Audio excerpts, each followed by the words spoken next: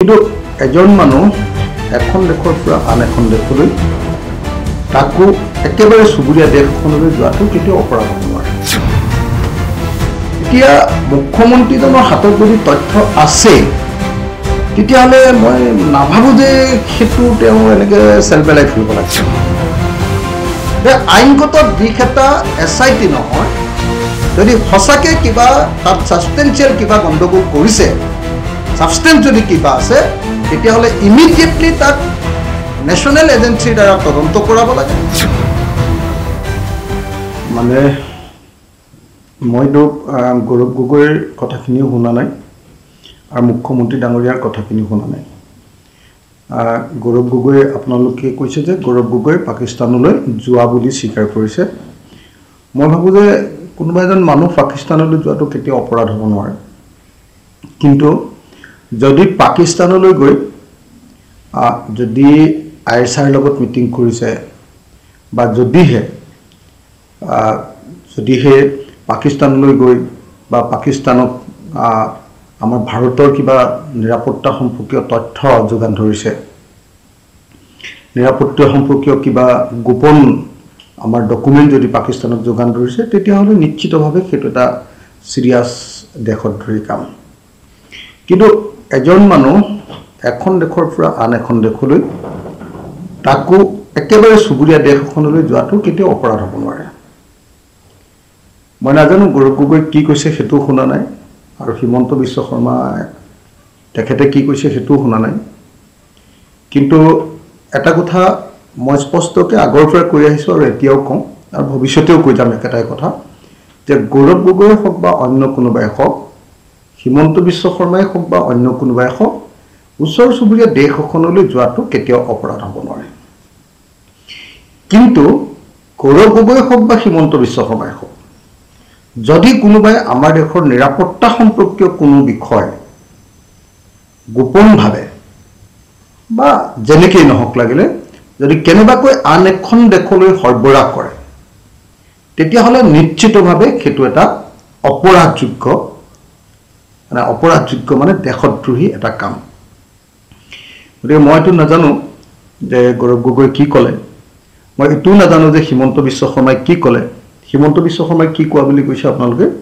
হিমন্ত বিশ্ব শৰ্মাই কৈছে যে তেওঁৰ পত্নীয়ে IBৰ কিবা গুৰুত্বপূৰ্ণ তথ্য তেওঁ তাত দিয়া বুলি তেনেকুৱা এটা অভিযোগ এটা আনিছে, আৰু 10 ছেপ্টেম্বৰত তেওঁ সমগ্ৰ গোটেই বিষয়টো তেওঁ মুকলি কৰে। মানে মই এটা কথা বুজি নাপাওঁ, যদি মুখ্যমন্ত্ৰীজনে কয় যে আমাৰ IBৰ গোপন তথ্য বাংলাদেশক দিছে, তেতিয়াহ'লে এনেকুৱা দিনবাৰ কেলৈ ধৰি আছে?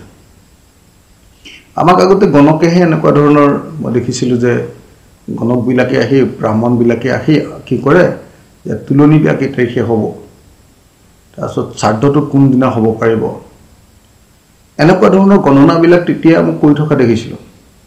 কিন্তু যদি সঁচাকৈ দেশৰ নিৰাপত্তাৰ প্ৰশ্নত কোনোবাই যদি আপোচ কৰিছে, যদি আমাৰ দেশৰ কিবা নিৰাপত্তামূলক বিষয় যদি সঁচাকৈ বেলেগ ঠাইলৈ পঠিয়াই দিছে, বিশেষকৈ আমাৰ শত্ৰু দেশ পাকিস্তানলৈ যদি পঠিয়াইছে বা অন্য দেশলৈ আমেৰিকালৈও যদি পঠিয়াই বা যলৈকে নপঠিয়াওক লাগিলে, তেতিয়াহ'লে নিশ্চিতভাৱে সেইটো এটা একদম দণ্ডনীয় অপৰাধ। মানে মইতো ভাবোঁ যে তেতিয়াহ'লেতো ফাঁচিয়ে দিব লাগে, তেতিয়াহ'লেতো আপোনাৰ হেৰিয়ে কৰিব লাগে, কি কয় আপোনাৰ তেতিয়াহ'লেতো আপোনাৰ ৰাষ্ট্ৰদ্ৰোহী হ'ব লাগে, তেতিয়াহ'লে হয় যাৱজ্জীৱন জেইল নহ'লে ফাঁচি হ'ব লাগে। কিন্তু এতিয়া মুখ্যমন্ত্ৰীজনৰ হাতত যদি তথ্য আছে তেতিয়াহ'লে মই নাভাবোঁ যে সেইটো তেওঁ এনেকৈ চেল পেলাই ফুৰিব লাগে, তেওঁলোকে এনেই গাই বাই ফুৰিব লাগে, তেওঁ একশ্যন ল'ব লাগে তেতিয়া।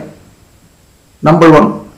নাম্বাৰ 2, অসম চৰকাৰৰ SITয়ে কি, আপুনি এটা কথা কওকচোন, দেশৰ নাগৰিকত্ব সম্পৰ্কীয়, দেশৰ নিৰাপত্তা সম্পৰ্কীয় কি তদন্ত কৰিব SITয়ে? যদি সঁচাকৈ তেনেকুৱা ধৰণৰ কিবা মানে এনেকুৱা ধৰণৰ ঘটনা ঘটিছে, যদি তেনেকুৱা ছাবষ্টেঞ্চিয়েল কিবা এটা ঘটনা ঘটিছে, তেতিয়াহ'লে এইটো নিশ্চিতভাৱে মানে নেশ্যনেল এজেন্সিক দিয়াৰ ব্যৱস্থা কৰিব লাগে। হিমন্ত বিশ্ব শৰ্মাই এইটো কিয় ইমান ধৰণে ৰাজনীতিকীকৰণ কৰি আছে? ইয়াকতো দেশৰ নিৰাপত্তাৰ প্ৰশ্নটোতো কেতিয়াও ৰাজনীতিকীকৰণ নহয়, এইটো আইনগত দিশ এটা।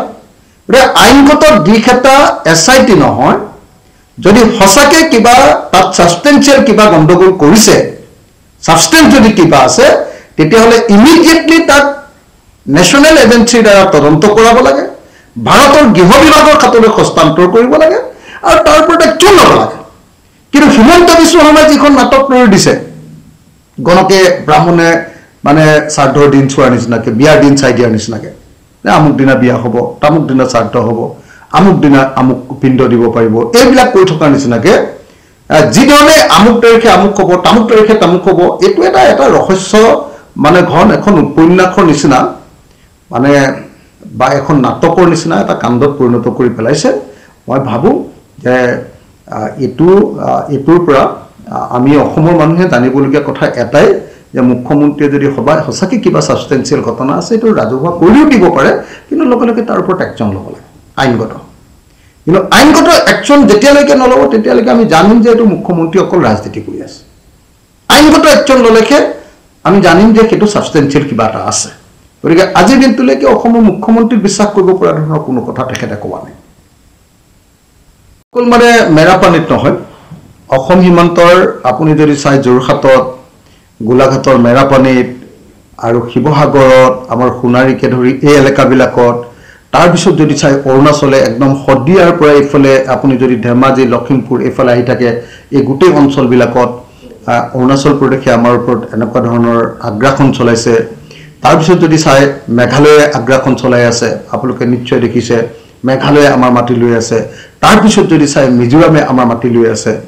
গতিকে অসম চৰকাৰৰ দিনত আমি দেখিছোঁ যে আমাৰ চাৰিওফালৰ যিমান ৰাজ্য আছে, চুবুৰীয়া ৰাজ্য, সকলোবিলাকে আমাৰ মাটিৰ ওপৰত আগ্ৰাসন চলাইছে, আমাৰ জনতাৰ ওপৰত আগ্ৰাসন চলাইছে, আমাৰ মানুহৰ ওপৰত আগ্ৰাসন চলাইছে। আৰু সেই আগ্ৰাসন বন্ধ কৰাৰ পৰিৱৰ্তে, সেই আগ্ৰাসন বন্ধ কৰিবলৈ সাহস কৰাৰ পৰিৱৰ্তে হিমন্ত বিশ্ব শৰ্মাই চুবুৰীয়া ৰাজ্যবিলাকৰ ওচৰত চাৰেণ্ডাৰ কৰিছে। আৰু দাতা কৰ্ম হৈ অসমৰ কোনো মানুহৰ লগত আলোচনা নকৰাকৈ তেওঁ অসমৰ মাটি অসমবাসী ৰাইজৰ পৰা ভোট নোলোৱাকৈ, অসমবাসী ৰাইজৰ পৰা সিদ্ধান্ত নোলোৱাকৈ, অসমবাসী ৰাইজৰ পৰা মতামত নোলোৱাকৈ তেওঁ অসমৰ মাটি নাগালেণ্ডক, অসমৰ মাটি মেঘালয়ক, অসমৰ মাটি অৰুণাচল প্ৰদেশক আৰু অসমৰ মাটি মিজোৰামক দিবৰ কাৰণে তেওঁ আগবাঢ়ি গৈছে। সেইকাৰণে মই ভাবোঁ যে অকল মেৰাপানী নহয়, সমগ্ৰ অসম জুৰি অসমৰ চাৰিওফাল, অসমৰ সীমা, অসমৰ মাটি আজি হিমন্ত বিশ্ব শৰ্মা চৰকাৰৰ দিনত নিৰাপদ নহয়। অসমীয়া মানুহ যেনেকৈ নিৰাপদ নহয়, অসমৰ মাটিও নিৰাপত্তা দিব পৰা নাই, অসমৰ মাটিও সুৰক্ষিত কৰিব পৰা নাই তেওঁ। গতিকে মই ভাবোঁ যে এই চৰকাৰখন ব্যৰ্থ হৈছে আৰু এই ব্যৰ্থ চৰকাৰখনে তেওঁলোকৰ ব্যৰ্থতা স্বীকাৰ কৰি পদত্যাগ কৰিব লাগে।